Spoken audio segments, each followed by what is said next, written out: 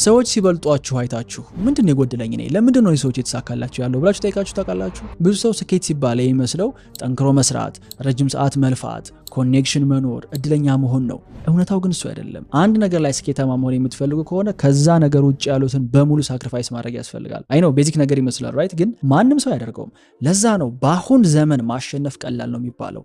ኤቭሪዋን ዲስትራክትድ ነው። ሰው ተስፋ ቆርጧል። ኮምፎርታብል ነው የተቀመጠ ማአት ሰው ነው ያለው። በአጠቃላይ ጄኔሬሽናችን ሌዚ የሆነ ነው። እውነቴን ነው የምላችሁ። በዚህ ቪዲዮ እያንዳንዱ ስኬታማ ሰው በህይወቱ ሳክሪፋይስ ያደረጋቸውን ነገሮች እነግራችኋለሁ። እነዚህ እኔ ራሴ ያለፍኩባቸው ጉዳዮች ናቸው። ማስጠንቀቂያ ግን አለኝ። ይሄ ቪዲዮ ለማዳመጥ ከባድ የሆኑ እውነታዎችን ነው የምነግራችሁ። ለምትቆዩ ሰዎች ግን የቪዲዮ መጨረሻ ላይ ምን ያህሎቹን ነገሮች ሳክሪፋይስ ለማድረግ ፈቃደኛ እንደሆናችሁ ትነግሩኛላችሁ። እንጀምር።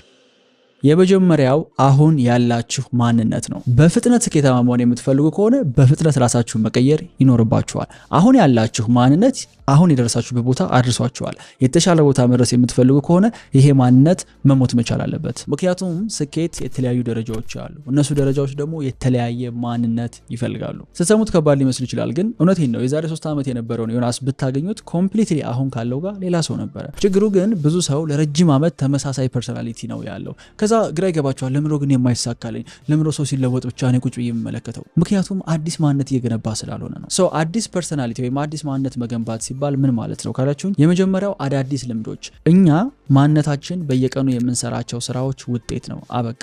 የሆነ ሰው ሰነፍ ነው፣ የሆነ ሰው ጎበዝ ነው የሚያስብለው ዝም ብሎ ፐርሶናሊቲ አይደለም። በየቀኑ የሚያደርገው ነገር ነው ዲፋይን የሚያደርገው። አሁን ያላችሁ ማንነት መቀየር የምትፈልጉ ከሆነ ያ የተቀየረው ማንነት ሊሰራቸው የሚችሉትን ነገሮች አሁን ላይ ቀርቦ መስራት ነው። ለምሳሌ ልበልና መሆን የምትፈልጉት ሰው ሰክሰስፉል፣ በጧት የሚነሳ፣ ስፖርት የሚሰራ፣ ጸሎት የሚያደርግ፣ ጠንካራ ሰራተኛ፣ ሀብታም ጓደኞች ያሉት፣ ይሄን ነው መሆን የምትፈልጉት እንበል።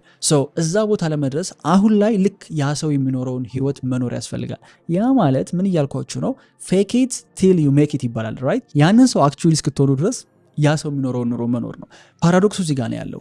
አሁን ባላችሁ ህይወት አይደለም ያንን ሰው የምትሆኑት። ያ ሰው እንዴት ነው የሚኖረው የሚለውን እራሳችሁ አሁን ባላችሁ ፐርሶናሊቲ ስትኖሩት ነው ወደዛ ፐርሶናሊቲ ሊጠጉ የምትችሉት። አይ ሆፕ ኮንፊውዝ እንዳላደረኳችሁ። ግን ቢዝነስም ላይ ሰክሰስፉል ለመሆን ይሄ ነው ብሉፕሪንቱ። ባይ ዘ ዌይ አሁን ያላችሁ ቢዝነስ በወር 100,000 ብር የሚሰራ ከሆነና በወር 1 ሚሊዮን እንዲሰራ የምትፈልጉ ከሆነ በወር 1 ሚሊዮን የሚሰራ ካምፓኒ እንዴት ነው ኦፕሬት የሚያደርገው የሚለውን ታዩታላችሁ። ከዛ ያንን ኦፕሬት የሚያደርግበትን መንገድ አሁን እናንተ በወር 100,000 የሚሰራው ካምፓኒ ላይ ትደግሙታላችሁ። ከዛ በኋላ ወደ 1 ሚሊዮን ይወስዳችኋል ማለት ነው። አዲስ